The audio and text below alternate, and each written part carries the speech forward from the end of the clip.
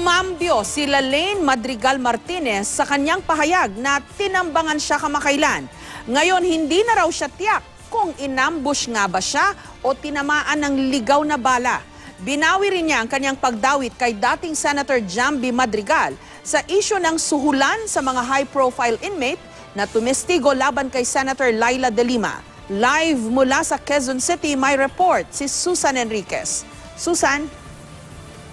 Yes, Jessica, humarap nga sa GMA News ngayong araw na ito si Lalaine Madrigal Martinez para linawin ng ilang mga lumabas na balita nitong mga nakalipas na araw. Unang-una nga yung sinasabing pag-ambush iba sa kanya, yung sinasabing pagtawag daw sa kanya ni Congresswoman na Alonte para doon sa sinasabing tangkang pagsusuhol sa mga high-profile inmates ng Bilibid na nakapit ngayon dyan sa Campo Aguinaldo at ang paghingi niya ng paumanhin dito kay dating Senador Jamby Madrigal na nadamay sa issue ng sinasabing tangka umunong panunuhol.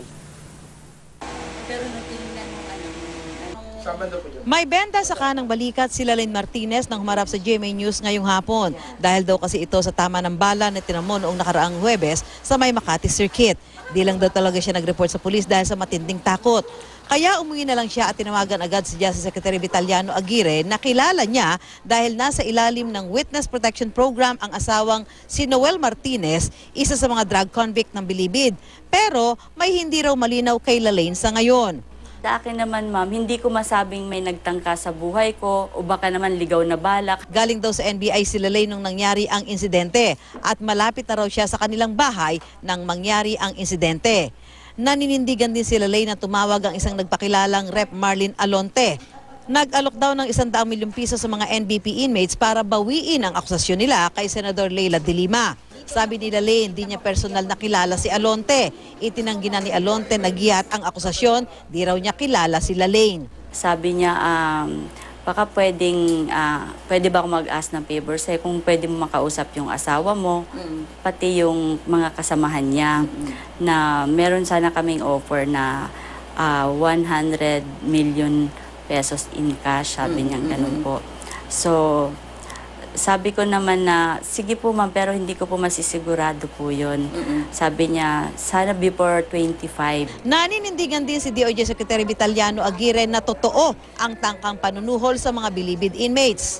Sir, verified pa rin yung fact na yun? Verified lahat yan, verified lahat. Na-check nyo na po yung mga number? Yeah. Pero binawi ni Lalaine ang pagsangkot kay dating Senador Jamby Madrigal sa 100 million peso bribery. Hindi raw siya sigurado sa sinabi niya. Ako lang po yung nagsabi kay Senator, kay Secretary nun, ma'am, na baka may kinalaman. Ako na yung humihingi sa behalf of Secretary Aguirre. Kasi ako talaga yung nag-feed kay Secretary Aguirre na, Sir, baka galing talaga yun, sir, kasi may tumawag sa akin. Base sa kwento ni Aguirre, pinsan ni Lalaine si dating Senador Madrigal. Itinanggi ng dating Senadora at ni Lalaine na magkamag-anak sila. Jessica, umaasa itong si Lalaine na doon sa ginagawang investigasyon ng NBI, ito ay mas lalo pang magbibigay linaw dito sa mga lumabas na balita na sinasabing may kinalaman sa kanya. Jessica? So, Susan, ano ang basihan naman niya kung sinabi niya na kung hindi siya inambush, tinamaan lang siya ng ligaw na bala? Ano ang basis naman niya for saying that? Tinanong ko nga siya kanya na, kasi nakausap ko nga rin siya nung Friday, sabi niya, para may bumaril. Dahil pagkatapos ng pangyayari, nakita niya na may tama siya, agad daw siyang tumawag dito kay Secretary Aguirre at dala ng takot. Ang nasabi niya, na-ambush siya. So, parang later, itong mga nakalipas na, saka na lang daw niya na-realize na kung ambush yun, sana daw, maraming beses siyang pinaputukan kung sino man yung nagtangka sa kanya mag-ambush. Pero dahil daplis lamang naman, at wala naman daw siyang nakitang tao, so kaya ngayon, sabi niya, so hindi na rin siya sigurado kung meron ba nagtangka mag-ambush sa kanya o siya ay tinamaan lang talaga ng ligaw na bala na nagkataon naman nung araw na yun, nanggaling araw siya dito sa NBI. Kaya mismo siya ay nagsasabi na hayaan na lamang yung magiging investigasyon ng NBI ang magbigay ng linaw dito sa pangyayari dahil mismo siya hindi na daw siya makasigurado kung tinangka nga siyang tambangan o tinamaan lang siya ng ligaw na bala. Clarification, Susan, kasi nauna nito sinabi ni Secretary Aguirre na magkamag-anak itong si Martinez at si Senator Jamby Madrigal. And then dininay ito ni Senator Madrigal, dininay din kalaunan nitong si Lalaine Martinez, no? paano ba kasi nabanggit itong pangalan ni Senator Madrigal in the first place? Kasi sabi ni Secretary Aguirre, yun daw ang sinabi ni Lalaine Martinez, di ba?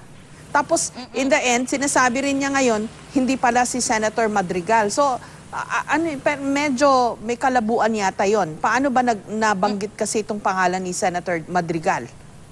Oo, tinanong ko rin sa kanya. So, paano ba napasok ito si Senator Madrigal? Tumawag ba siya sa iyo? Nagkausap ba kayo? Sabi niya, hindi, parang may tumawag lang daw sa kanya nung itong mga nakalipas na araw. Parang kung hindi ako nagkakamali, February 22, may tumawag daw sa kanya na nagpakilala di umano na siya ay dating tauhan ni Senator Madrigal. Pagkalipas noon, tumawag naman di umano nga sa kanya ito si Congresswoman Alonte at agad tinanong sa kanya kung siya ay related, kung kamag-anak nitong si Senator Madrigal. Doon nga niya sinabi na hindi daw nagkataon lang na mag-apelido. So, parang sabi nila, pinagtahi-tahi lang niya yung mga pangyayari. Kaya nung nagkakwentuhan sila, sinabi niya kay Secretary Aguirre, sabi niya, ang haka-haka niya, baka daw may kinalaman. So, yun na lang ang sinasabi ngayon nila, na parang haka-haka lang naman na yun, na nasabi niya kay Secretary Aguirre. Kaya siya yung humihingi ng paumanhin.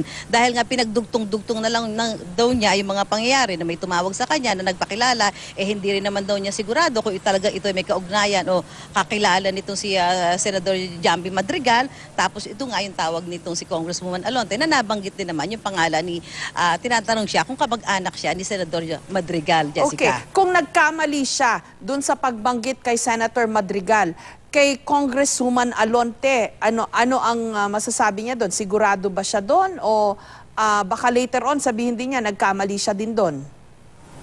Well, ang pinanghahawakan naman dito, Jessica, nitong si Lalaine ay yung phone conversation nila at yung ibinigay sa kanyang number nitong si Congresswoman Alonte. Dapat sinasabi nga, meron silang phone conversation na parang sabi nga niya pwede niyang panghawakan. So ito na lang yung mga sinasabi niya. Hindi niya kilala si Congressman Alonte. Sinabi daw sa kanya kung paano nakuha yung number niya na may nagbigay dito kay Congresswoman Alonte. So yun yung talagang parang sabi niya, hindi niya babawiin. Bagamat hindi niya kilala, hindi rin naman siya sigurado nga kung si Congresswoman Alonte yung tumawag sa kabilang linya. Pero yung dahil nakausap niya sa telepono at nagpakilala, yun na lang yung pinanghahawakan ngayon nitong si Lalaine, Jessica. Maraming salamat sa iyo, Susan Enriquez.